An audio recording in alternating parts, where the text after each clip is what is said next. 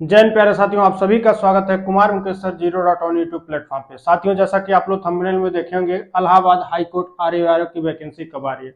भाई साहब, सारा चीज क्लियर हो जाएगा इस वीडियो में, तो वीडियो को स्किप ना करिएगा, लास्ट तक बने रहिएगा, हर एक चीज क्लियर करेंगे। ठीक है, चलिए हम एक पीडीएफ यहाँ पे आपके सामने दिखा रहे हैं स्क्रीन पे।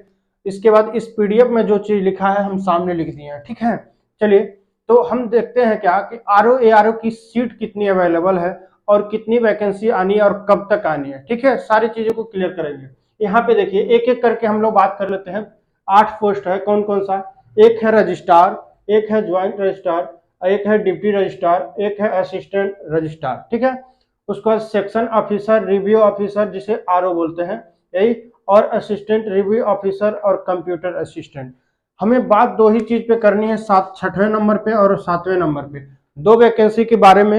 ये वैकेंसी आपको बहुत ही जल्द देखने को मिल जाएंगे, क्योंकि ये वैकेंसी अब तक देखने को सामने आ गई होती, लेकिन बस एक ही दिक्कत था, जो कंपनी थी, अब जो पहले कंपनी करा रही थी वह अब एग्जाम नहीं कराएगी। ठीक है, तो कंपनी का चुनाव करने में भाई साहब जो एग्जाम कराएगी उसमें टाइम लग रहा है। आयोग अपने हिसाब किसी कंपनी को चुन के उसके बाद आपको न्यू वैकेंसी सामने देखने को मिलेगा। ठीक है, तो चलिए क्या करेंगे, हम लोग एक एक चीज पे बात करेंगे। बस देखिए, यहाँ पे दिया है जो यह कुल सीट है, जो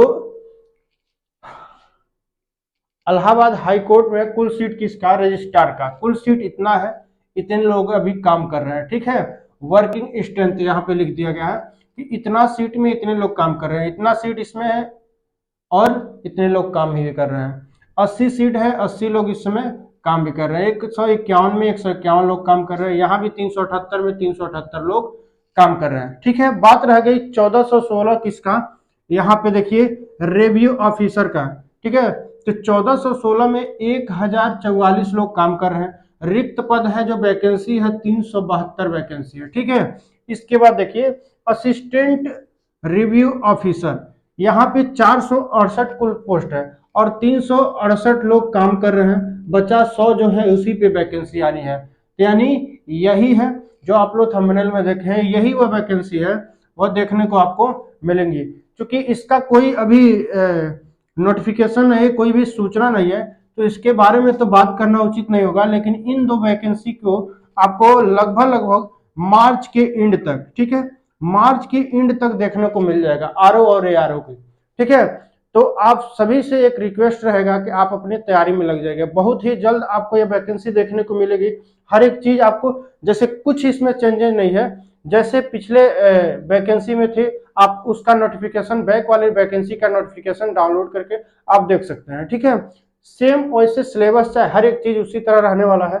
यहाँ पे एलिजिबिलिटी की बात बस कर लेते हैं। एलिजिबिलिटी देखिए क्या है, आरओ के लिए और एआरओ के लिए सेम चीज है। जैसे बैचलर डिग्री होना चाहिए या इसके समकक्ष कोई डिग्री होनी चाहिए, बैचलर डिग्री और कोई समकक्ष डिग्री होनी चाहिए या।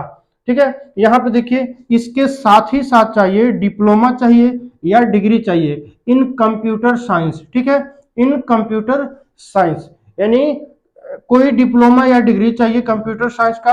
अगर ये भी नहीं है भाई साहब, ये भी नहीं है, तो यहाँ और करके, यानी अथवा ओ लेवल का सर्टिफिकेट हो, या ओ लेवल का भी सर्टिफिकेट नहीं है तो यहाँ पे CCC दिया है, ये आपको इसका सर्टिफिकेट होना चाहिए। ठीक है, वो भी समझिएगा, एक कंडीशन है, यह जो है आपको किससे? डोएक के माध्यम से होना चाहिए। डोएक है, नीलिट के माध्यम से ये डिग्री होनी चाहिए। चीजों को समझिएगा। ठीक है, तो आप लोग अगर CCC का एग्जाम अभी तक नहीं दिए हैं तो एक रिक्वेस्ट यही रहेगा कि आप लोग फॉर्म इसी महीने भर लीजिए। ठीक है, इस महीने में फॉर्म डालेंगे। देखिए क्या होता है कि जब लास्ट डेट रहता है ना फॉर्म अप्लाई का, उसके लास्ट डेट तक के अंदर का सर्टिफिकेट रहेगा तो मान्य हो जाता है। ठीक है, चाहे वो कोई भी वैकेंसी होती है, मैक्सिमम वैकेंसी में लास्ट डेट तक काउंटिंग किया जाता है सर्टिफिकेट का डेट। ठीक है, तो आप इस महीने में जनवरी में क्या करें, अपना फॉर्म अप्लाई करें, फरवरी में एग्जाम दें और मार्च में रिजल्ट आ जाएगा। क्योंकि मार्च के बाद ही संभव है, मार्च के लास्ट या मार्च के बाद ही संभव है इस वैकेंसी को देखने को मिल सकती है। ठीक है, समझिएगा। तो सबसे पहले आप डॉक्यूमेंट पे लग जाइए और तैयारी पे भी लग जाइए। तो देखिए, फॉर्म आने से पहले आप CCC कंप्लीट कर लीजिए। ठीक, ये अगर ये सब डिग्री ना हो, अगर इनमें से कोई डिग्री हो तो आप उसको लगा के फॉर्म को अप्लाई कर सकते हैं। ठीक है, चलिए अब एज की बात करते हैं। एज आपका जो उसमें डिमांड रहता है भाई, रिक्वायरमेंट जो रहती है एज 21 से 35 साल, 21 से 35 साल। यहाँ पे 5 साल का रिलैक्सेशन मिलेगा, छूट मिलेगा। और छूट किन लोगों के लिए है, फॉर देखिए ओबीसी, एससी और एसटी। क्योंकि कई वैकेंसी में ऐसा देखने को मिला है पीछे कि क्या है, एससी के लिए 5 साल, एसटी के लिए 5 साल, लेकिन ओबीसी के लिए 3 साल। लेकिन इसमें ऐसा कुछ नहीं है, बस 5 साल सबके लिए है भाई, ठीक है।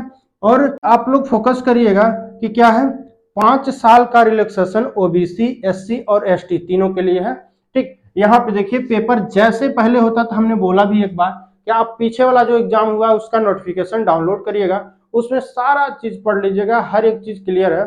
यहाँ पे देखिए हर एक चीज लिख के पॉसिबल नहीं है बता पाएंगे, हर एक चीज यहाँ पे शो नहीं करा पाएंगे, लेकिन यहाँ पे चीजों को समझिएगा। जो हम बोल रहे हैं कि क्वेश्चन कितने हैं, तो 200 नंबर के होंगे, 200 नंबर के होंगे और 200 प्रश्न भी होंगे। नंबर ऑफ क्वेश्चन जो होगा, नंबर ऑफ क्वेश्चन 200 होगा, और नंबर कितने होंगे, यानी मैक्सिमम मार्क 200 नंबर के पेपर होंगे, ठीक है। फिर मिलते हैं नेक्स्ट क्लास में, धन्यवाद।